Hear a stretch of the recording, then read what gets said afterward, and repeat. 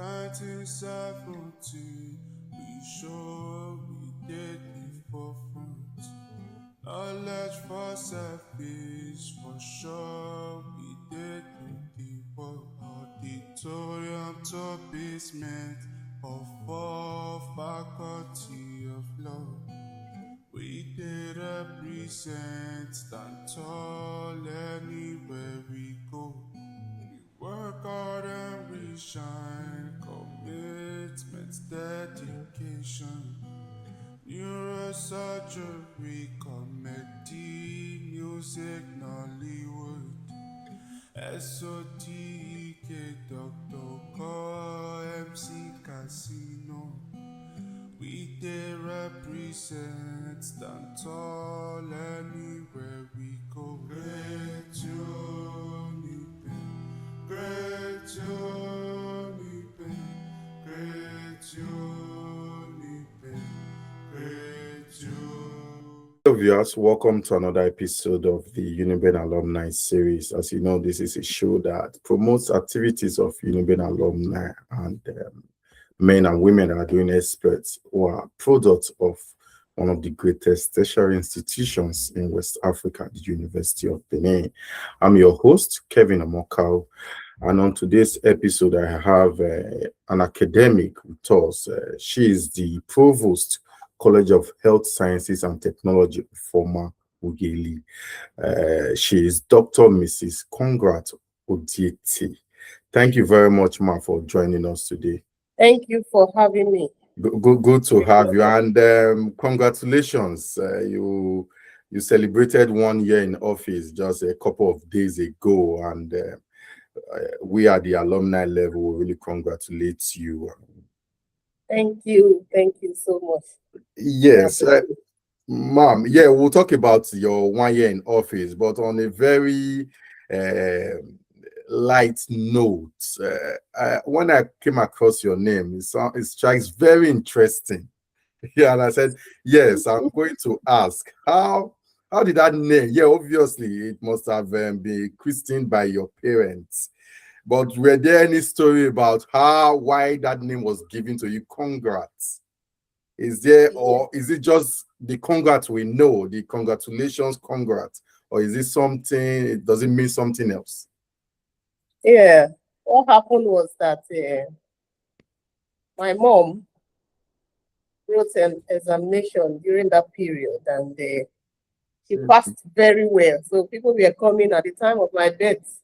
People were coming to congratulate her for her success in her exam and also giving birth to me. So that was how she now named me Congrats. Congrats. That name was given to me by my mom, and it was a unique one. Yes, obviously. That's good to hear, and thank you for sharing. Let's talk about your 1 year in office. You came in as the provost in August 2025. You were announced by the Delta State governor as the provost. You have been on that seat for 1 year. How has it been for you? How has this first 1 year been for you? Well, the 1 year in office has been challenging and also inspiring to me because a lot went in, and I'm happy that I was able to achieve a lot as it concerns being just 1 year in office. So I've had a lot of achievements as it concerns my 1 year in office, in spite of the challenges of not having enough fund. Okay. I want to say we were able to achieve a lot. Okay. And if I may come in, ma'am, we'll get to your achievements because I know you like to reel out, if not all of them, maybe some of the achievements. But however, you were deputy provost administration of the college before now, and you talked about challenges when you emerged as provost. You have been part of the system. You have seen some of these challenges. Outside funding, was there any new challenge that surfaced when you emerged as the provost? Well, the major challenge, just like you've already mentioned, has to do with fund. And fund goes a long way in helping an institution. Because when you have money, it's as good as saying about 90% of your problems are already solved. So the major challenge, so to say, has to do with fund. The others, challenges that one can be able to surmount, knowing fully well why you have been there or been given that assignment, one can be able to surmount or do whatever it takes to overcome such challenges. But as it concerns fund, which is a major challenge, when you don't have money, there's no way you can be able to do what you have in mind. Okay. Talking about assignment, this assignment has been given to you is for a period of 5 years. You have done 1 year already. I think this is an opportunity to tell us the achievement you have had in this 1 year and also what we expect to see in the next 4 years.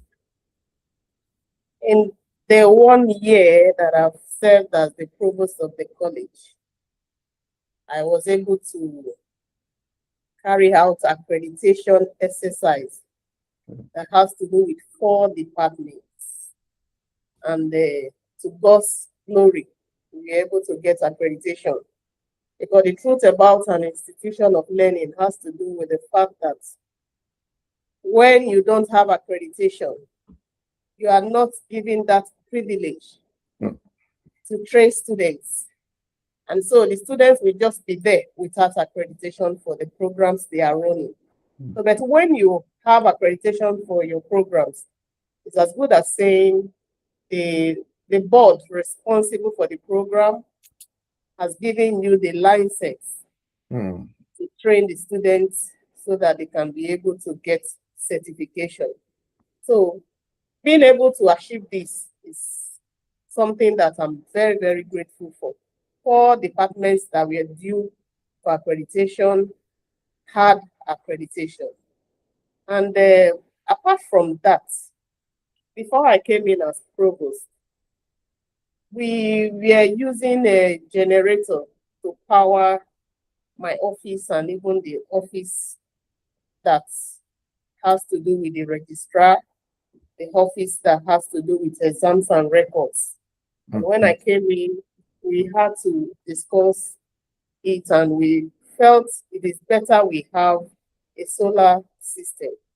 So we have solar system running, 5 kVA, helping us throughout our stay in school.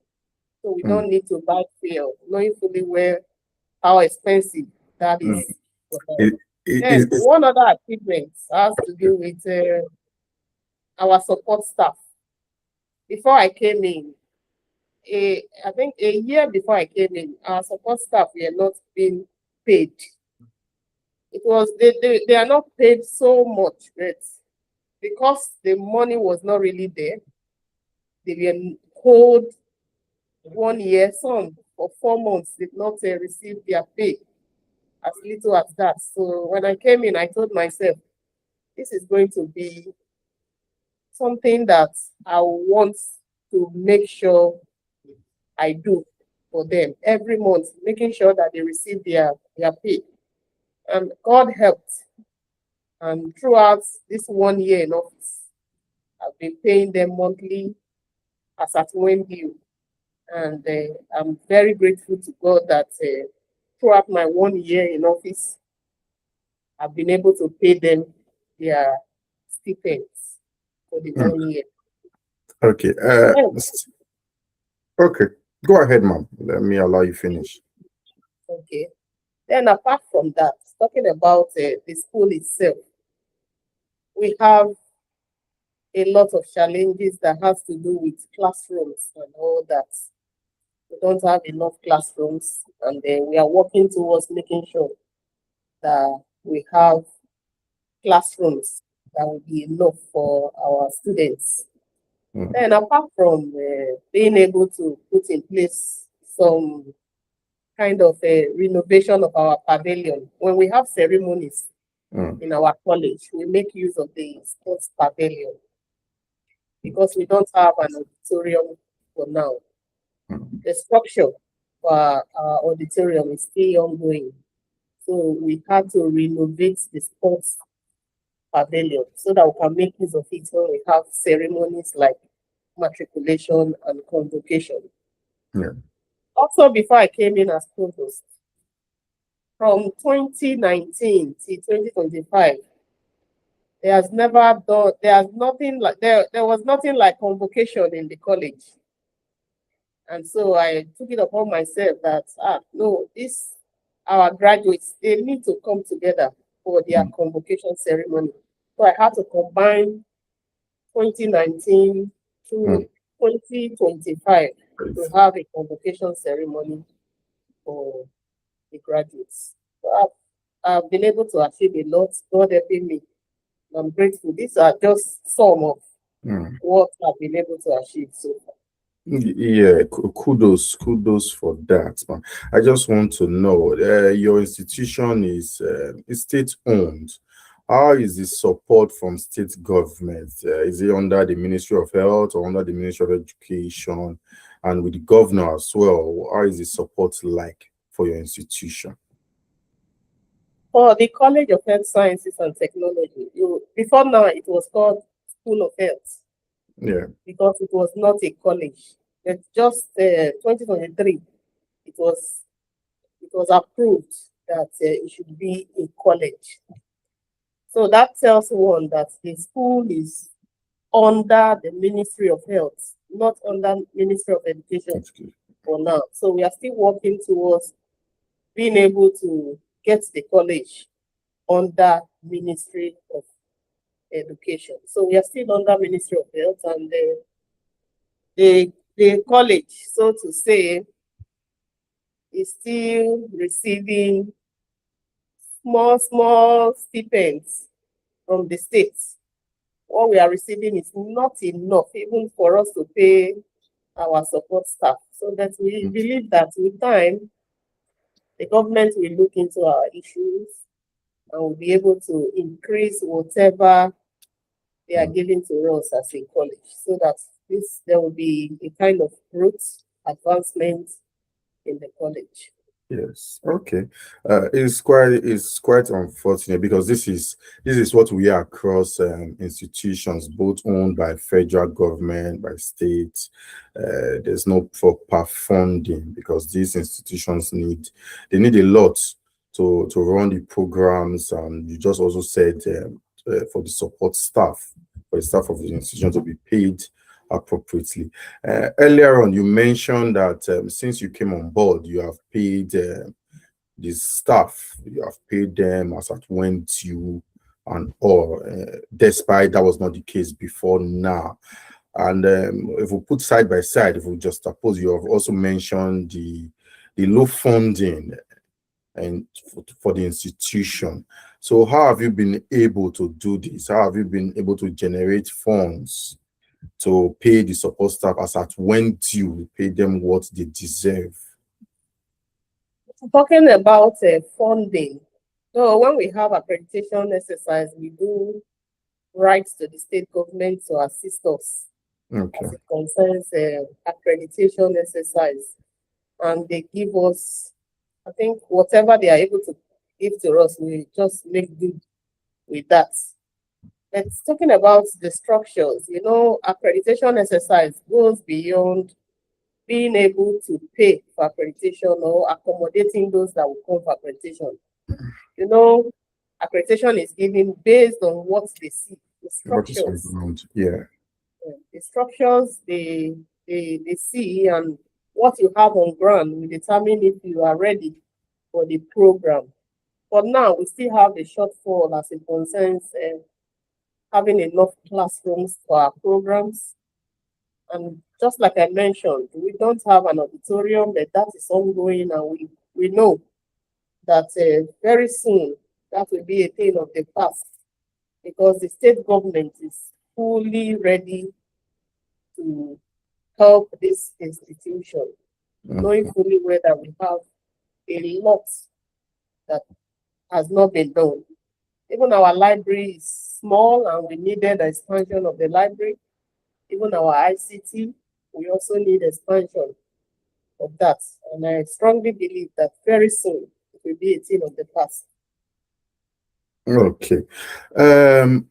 Yeah, let me just reiterate. You came in 2025, so in 2030, your 5-year tenure will expire. If there is a singular thing you want to be remembered for as provost during your time, just one thing, what would that be?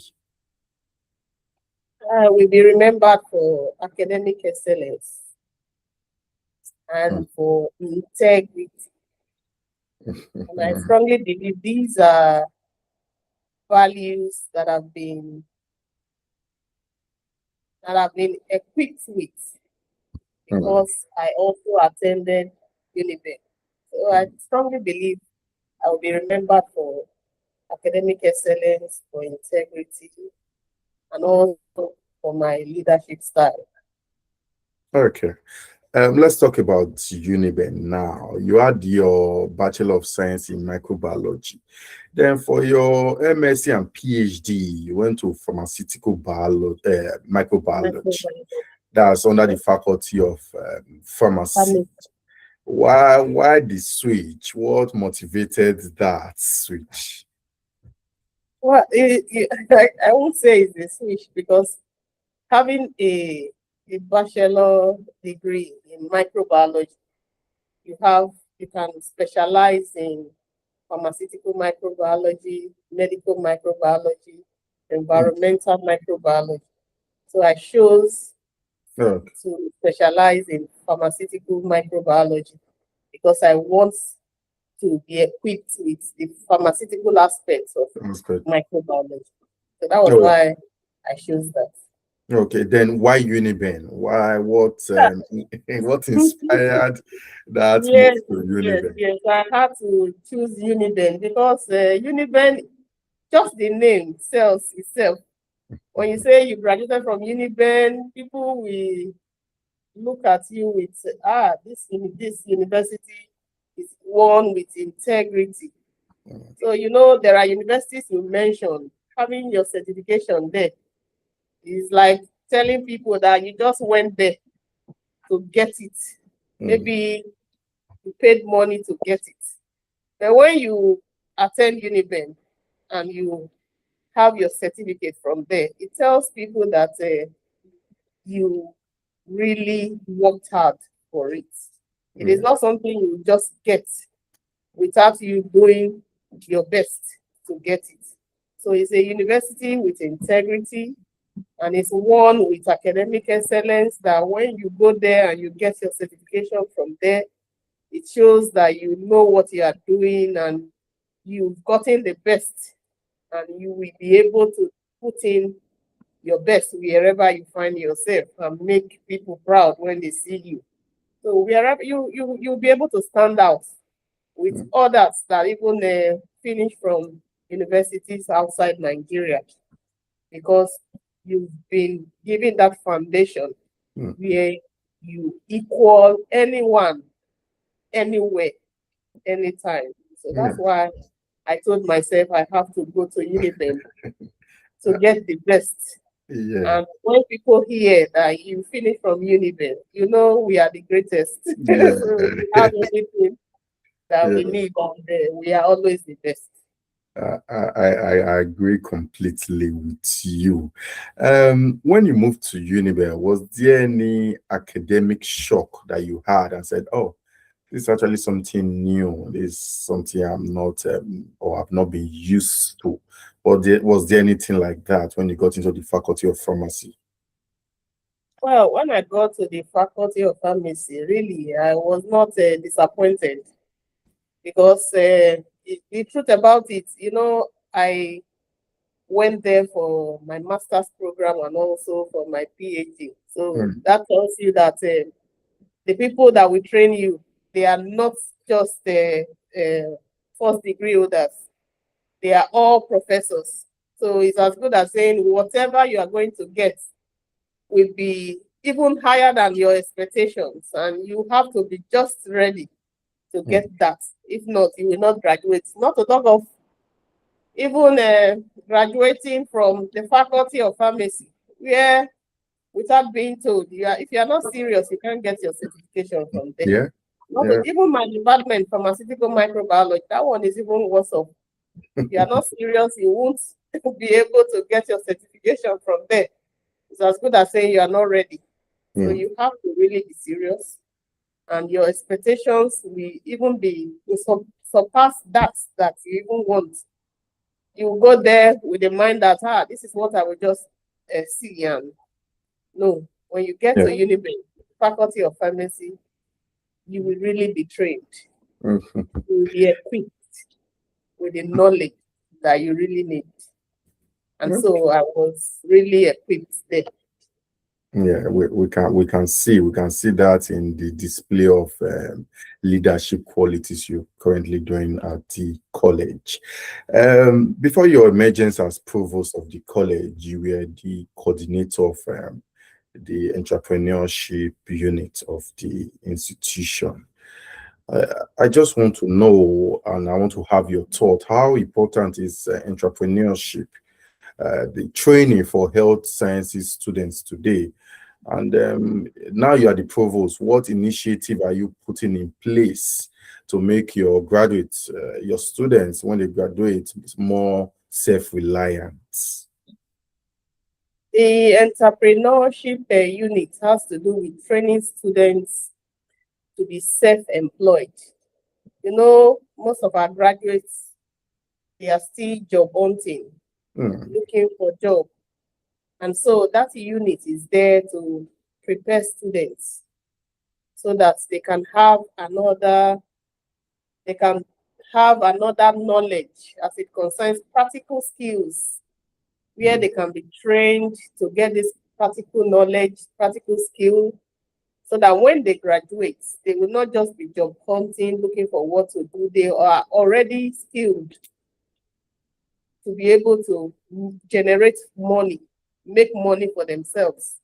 And entrepreneurship also, even when one is employed, you can also get money, make money through what you have learned, practical skills that you have. It's just another stream of income for you as an individual. So like myself, even while I was in the university, I learned how to sew. And even when I wanted to get married, I made my wedding gown. I made for my sister. I made for my brother's wife. I make my clothes myself. If not for this office where I don't have that time. I have about 4 machines at home. And so if I have any need to sew something small for myself, I'll just mount on my machine and start sewing. So I have that practical skill. I can also make curtains. Ladies, I know how to make them. I know how to make fascinator that women wear. So if I want to go out, maybe I have an occasion to attend and I want to make I just, within how many hours, I'm through with making one for myself. So instead of paying money to get this done, I can do them myself. So I make, even when we have a day where students showcase what they have done, and make them understand that what you are doing now, maybe you might not be, you might not feel that is of any use to you now, but I make them understand that when they finish, when they graduate and start making money from what they have learned, they will now appreciate better what they have learned.